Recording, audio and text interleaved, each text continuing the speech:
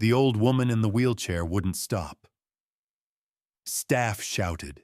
A nurse lunged forward, but Grace Bellamy kept pushing herself toward the snarling dog in the corner, the one everyone had warned her to stay away from. His name was Old Jack, 12 years old, scruffy, gray, teeth bared. He'd already bitten 3 people. The shelter had stamped his file in red, unadoptable. He was 5 days away from being put down, and this 72-year-old woman, who hadn't spoken in weeks, who refused to eat, who'd told her own daughter she was just waiting to die, was rolling straight toward him. Grace hadn't walked since her stroke, hadn't smiled, hadn't touched another living thing in 3 months. Her left hand lay curled and frozen in her lap, the same hand that once taught 1,000 children how to play piano. Now that hand was inches from an animal everyone said couldn't be saved. The room held its breath. The growling deepened. And then Grace did something no one in that room could explain. She closed her eyes and started to hum. What happened next left everyone in tears, but to understand why, we need to go back. Back to the day Old Jack lost everything. Old Jack had once been someone's whole world. For 11 years, he lived with a woman named Margaret. She was 83, a widow, alone in a small apartment on the 3rd floor of a building where nobody visited much. Old Jack was her companion, her protector, her reason to get up every morning. She talked to him like he understood, and maybe he did. Then one October morning, Margaret didn't wake up. She passed quietly in her sleep. And Old Jack, he didn't leave her side. 3 days. That's how long it took for anyone to notice she was gone. When paramedics finally broke down the door, they found Old Jack lying beside her body, dehydrated, trembling, but still there, still guarding her, still waiting for her to open her eyes. He growled when they tried to move him. He snapped when they reached for the leash. It took 3 people to carry him out, and even then, he kept looking back. At the shelter, Old Jack became a ghost. He wouldn't eat. He wouldn't drink. He pressed himself into the corner of his kennel and snarled at anyone who came close. 3 staff members needed stitches after trying to help him. After that, they stopped trying. No rescue would take him. No family wanted him. He was old. He was aggressive. He was broken in a way no one knew how to fix. They stamped his file in red. Unadoptable. He had 5 days left to live. Have you ever seen a dog so loyal it refused to leave, even when there was nothing left to stay for? Let us know in the comments. But Old Jack wasn't the only one running out of time. Somewhere across town, a woman named Grace was disappearing too, just in a different way.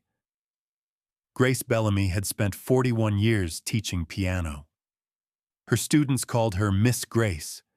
She never married, never had children of her own, but she'd shaped hundreds of young hands and watched them grow. Music was her whole life. It was how she spoke, how she loved, how she made sense of the world. Then, on a Tuesday morning in March, Grace collapsed in her garden. A stroke. Massive. By the time her neighbor found her lying in the flower bed, one side of her body had already gone still. She survived. But the woman who woke up in that hospital bed 3 days later wasn't the same.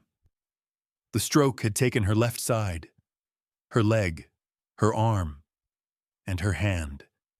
The hand that had demonstrated 1,000 melodies. The hand that had guided so many small fingers across the keys, now lay curled and frozen in her lap. Doctors said she might recover some movement with therapy. Grace didn't want to hear it. Her daughter Linda moved her to Rosewood Care Center. A nice facility, good reputation. But Grace wouldn't participate. She refused physical therapy.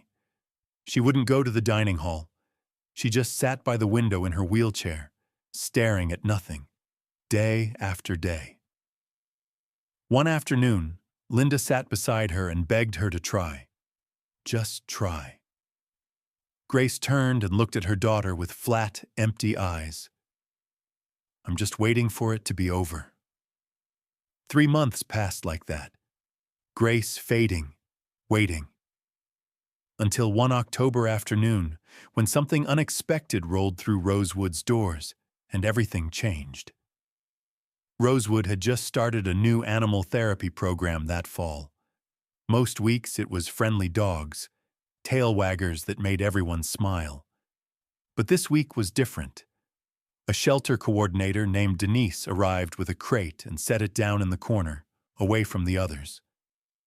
Inside was old Jack, stiff, silent, his wiry gray fur matted and dull. This was his last chance. Denise had hoped that maybe, surrounded by calm faces and soft voices, something in him might finally give. It didn't. The moment she set the crate down, the growling started. Low and steady, like a warning. Denise told everyone to keep their distance. Staff nodded. Residents looked away. Grace's aide had wheeled her into the sunroom against her wishes. She parked Grace near the back, close to the window, and went to help someone else. Grace didn't look up. She didn't care about the dogs. She didn't care about anything. But then she heard it. That growl. Something in the sound made her turn her head. She saw the crate in the corner. She saw the old dog pressed against the back of it, teeth bared, body trembling. His clouded eyes darted toward the door, then back again. Over and over. Like he was searching for someone. Like he was still waiting. Grace stared at him. And in that moment, she saw something she hadn't expected. She saw herself. The terror. The waiting. The look of someone who had lost the only thing that made life make sense. She recognized it. She felt it every morning when she woke up and remembered her hand would never play again. Do you think Grace saw herself in old Jack? Or was it something else that made her look? Tell us in the comments. And then, without thinking, Grace did something she hadn't done in months. She moved. Grace gripped the wheel of her chair with her one working hand and pushed herself forward. The rubber squeaked against the floor. Heads turned. Her aide noticed first. She rushed over, stepping into Grace's path. Mrs. Bellamy, please, what are you doing? That dog has bitten people. He's dangerous. Grace didn't answer. She kept pushing. Denise moved toward her, hands raised. Ma'am, I really wouldn't. He hasn't let anyone near him in weeks. I can't guarantee your safety. Still, Grace rolled forward. The room had gone quiet now. Other residents watched. A nurse stood frozen by the window. No one knew what to do. Grace stopped about 4 feet from the crate. Old Jack's growl deepened. His body coiled tight. His lips pulled back, showing teeth worn down by age. He looked ready to lunge. And for a moment, Grace hesitated. She looked down at her lap, at her useless hand. What was she doing? She couldn't even help herself. She started to turn the chair around, and then old Jack made a sound. Not a growl, something softer, a whimper, low and broken, like air escaping from somewhere deep inside him. Grace froze. She knew that sound. She'd made it herself, alone in her room, in the dark, when no one was listening. It was the sound of something breaking, the sound of someone who had given up. Have you ever heard someone, or something, make a sound like that? A sound that told you they'd lost hope? Tell us below. Grace turned back toward the crate, and this time, she didn't stop. Grace wheeled herself the rest of the way, 2 feet from the crate, then 1, Old Jack's growl rose again, sharper now. His whole body trembled. His eyes locked onto her, wild, desperate, afraid. The crate rattled as he pressed harder into the corner. Behind her, someone whispered, "She's going to get hurt." But Grace didn't look back. She didn't speak.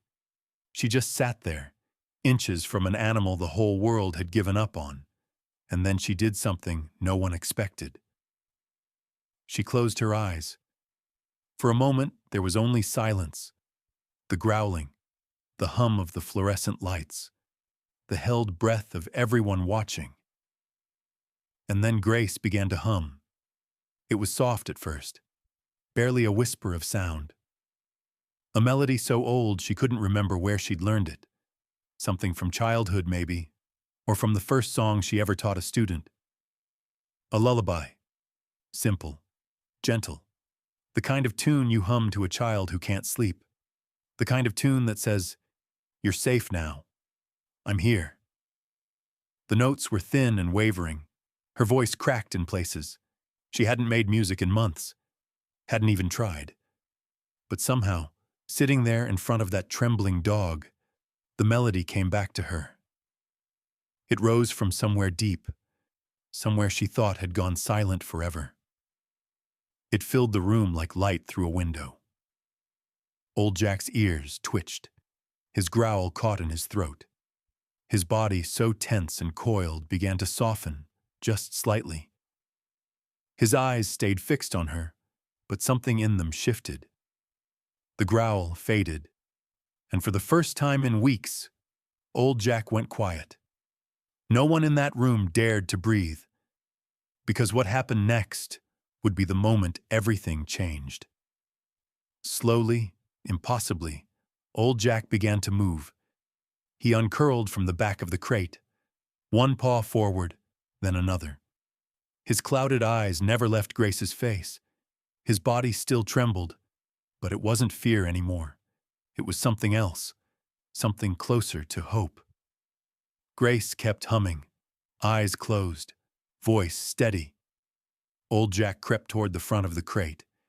His gray muzzle pushed through the open door. He paused there, just inches from her wheelchair, breathing in the sound of her. Then he did something he hadn't done since the day Margaret died. He reached out, his nose pressed gently against Grace's left hand, the hand that had been curled and lifeless in her lap for 3 months. The hand doctors said might never move again. The hand that once made music. Old Jack let out a long, shuddering sigh, and then, slowly, carefully, he crawled the rest of the way out of the crate and into her lap. He curled against her chest. His head came to rest in the crook of her arm. His eyes fluttered shut. The room was silent. No one moved. No one spoke. And then, Grace felt something. A tingling. A warmth, a faint spark of sensation in fingers that hadn't felt anything in months. Her left hand trembled, her fingers uncurled, just slightly, just enough.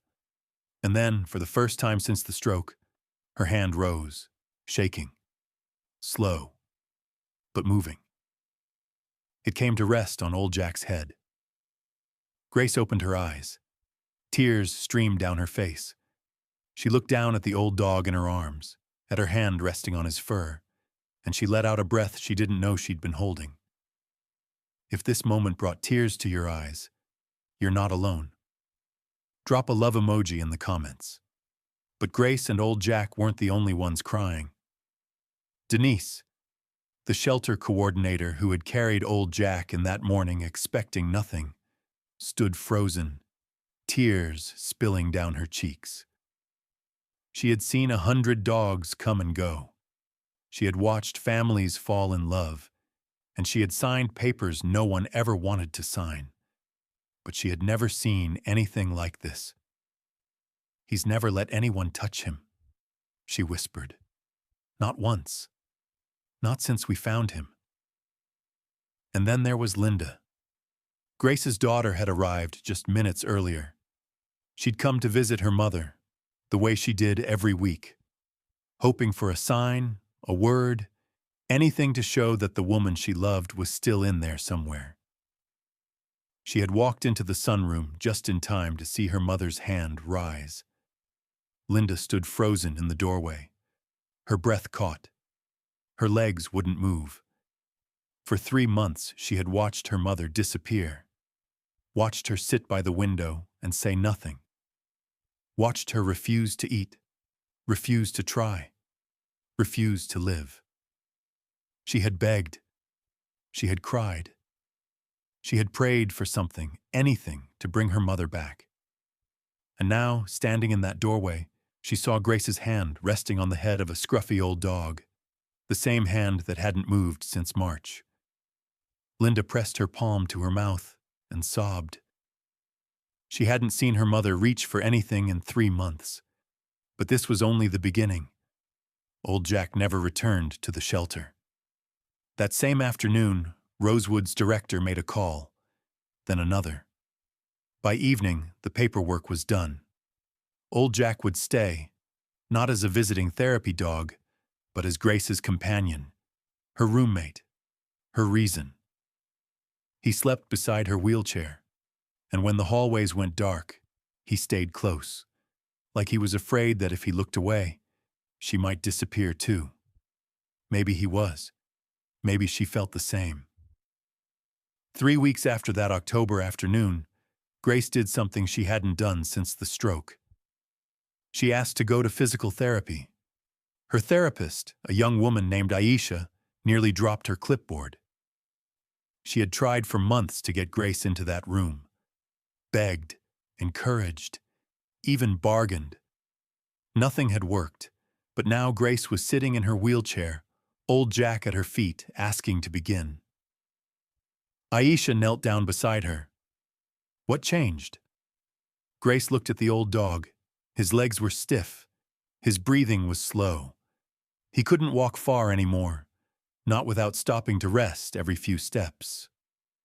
She reached down and rested her hand on his head. He's too tired to walk far, she said quietly. I have to do it for him. What would you fight for if you had someone counting on you? Drop your answer in the comments. And that was the moment everything truly began. By December, the leaves had fallen and the air had turned cold. But inside Rosewood, something warm was growing. Grace stood at the end of the hallway, both hands gripping a walker. Her left arm was still weak, her legs still trembled, but she was standing. For the first time in 9 months, she was standing. Old Jack waited at the other end of the hall. His tail gave a slow, tired wag. His eyes, clouded with age, never left her face. Aisha stood beside Grace, one hand ready to catch her if she fell. Whenever you're ready, she said softly. Grace took a breath. Then she took a step. It wasn't graceful. It wasn't fast. Her foot dragged slightly. Her knuckles went white around the walker. But she moved. One step, then another. Old Jack watched her come. And when she got close, he did something he hadn't done in a long time. He walked toward her. His old legs shuffled across the tile. His body swayed. But he met her halfway, right there in the middle of the hallway, beneath the fluorescent lights, with nurses and aides watching from every doorway. Grace lowered herself slowly, painfully, until she was kneeling on the floor. Old Jack pressed his head into her chest. She wrapped her arms around him and held on. Staff members wiped their eyes. Linda, watching from the doorway again, didn't even try to hold back her tears. 2 broken creatures, holding each other up. Neither one waiting to die anymore. If this story touched your heart, hit subscribe and share it with someone who needs to believe in second chances. Because sometimes, the thing worth living for is waiting right in front of you. You just have to be brave enough to reach for it.